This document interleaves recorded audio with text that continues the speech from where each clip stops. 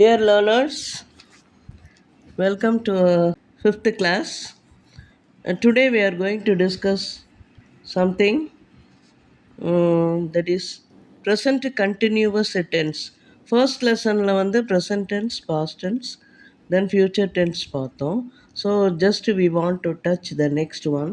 இப்போ present continuous tenseல how to speak in English. அதாவது ஒரு கொஸ்டின் எப்படி கேட்கலாம், அதுக்கு ஆன்சர் எப்படி பண்ணலாம், அதை இப்போ கொஞ்சம் பார்க்க போகிறோம். ரொம்ப டீட்டெயிலாக சொல்லவும் வந்து டைம் இஸ் நாட் adequate. இப்போ பாருங்களேன், as per the pronoun table, what ஆம் ஐ டூயிங், வாட் ஆம் ஐ டூயிங்னா நான் என்ன செய்து கொண்டிருக்கிறேன். ப்ரெசன்ட் கண்டினியூஸில் என்ன வரும் அப்படின்னா பி வேர்பு ப்ளஸ் ஒரு டென்ஸு அதோட ஒரு ஐஎன்ஜி, டென்ஸு ப்ளஸ் ஐஎன்ஜி வரும். அங்கே ஜெரண்டில் பார்த்தோம்ல அந்த மாதிரி. ஸோ வாட் ஆம் ஐ டூயிங், அதுக்கு ஆன்சர் எப்படி கொடுக்கலாம்? ஐ ஆம் டைப்பிங் எ லெட்டர் கொடுக்கலாம். அல்லது அதுக்குள்ளேயே ஒருத்தங்க சொல்கிற மாதிரி இருந்தால் you are collecting the papers அப்படின்னு சொல்கிறாங்க. So this is the way of making the question and answer as far as the first person singular is concern. Next பாருங்களேன், வேர் ஆர் வி கோயிங், நாம் எங்கே சென்று கொண்டிருக்கிறோங்கிற அர்த்தம். அப்போ we are going to Ooty somewhere else, அது உங்கள் இஷ்டத்துக்கு நீங்கள் என்னெல்லாம் போட்டுக்கலாம். We are going to school போட்டுக்கலாம், we are going to Ooty ஏதோ சம்திங் போட்டுக்கலாம். த வே ஆஃப் ஆன்சரிங் தான் இப்போ சொல்கிறது.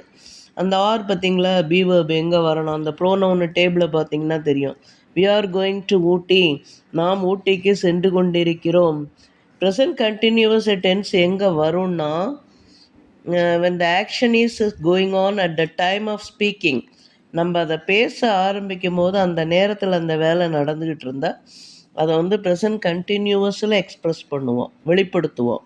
அதுதான் இங்கே கொடுத்துருக்குறோம். நான் வேர் ஆர் வி கோயிங் அப்படிங்கும்போது we are going to Ooty, you are going to ஊட்டின்னு ஆன்சர் சொல்லலாம். That is correct. அதே மாதிரி நெக்ஸ்ட் கொஸ்டின் பாருங்கள், ஒய் ஆர் யூ ரன்னிங், ஏன் நீ ஓடிக்கொண்டிருக்கிறாய். We are running to catch the train. So this is one of the answer. இந்த மாதிரி சொல்லலாம். என்னென்னா ஒரு பி வேர்பு ஒரு வேர்பு அதோட ஆட் ஆன ING. So this is the way of answering are speaking in present continuous tens. Next பாருங்கள், இப்போ தேர்ட் பர்சன் சிங்குலருக்கு போகிறோம். அது ஒரு ஸ்பெஷாலிட்டின்னு ஆல்ரெடி நான் சொல்லியிருக்கிறேன்.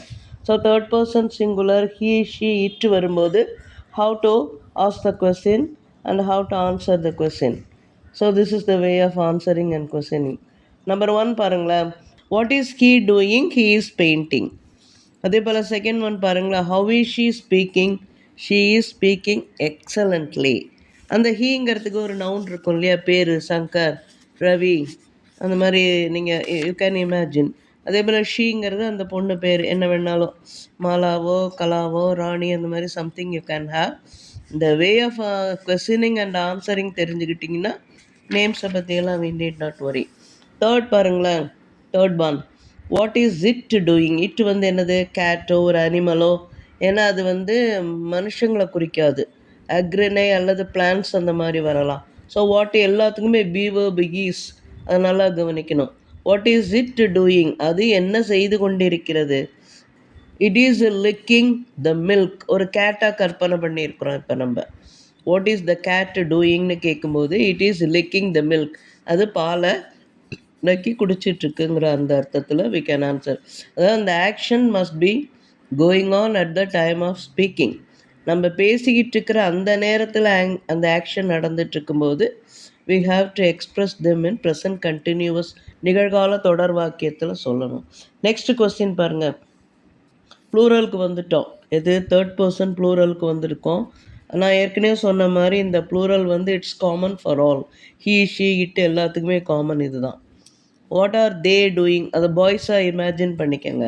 வாட் ஆர் த பாய்ஸ் டூயிங்னா they are playing or the boys are playing சொல்லலாம்.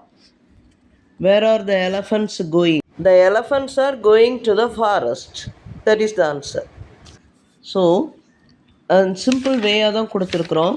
இதை நீங்கள் வந்து thousand and thousands of verbs are there, அதை வந்து இதில் இன்சர்ட் பண்ணி you just go on practising by writing these types of questions and answers. Now today's proverb, 3 hours earlier is better than 3 minutes late. Avoid late coming. Punctuality is essential for success. இந்த ப்ராவர்போட அர்த்தம் பாருங்களேன். 3 நிமிஷம் லேட்டாக வர்றதை விட 3 மணி நேரம் முன்னாடியே வந்து காத்திருப்பது மிகவும் நல்லது. முன்னேற்றத்துக்கு அதுதான் அறிகுறி. தேங்க்யூ.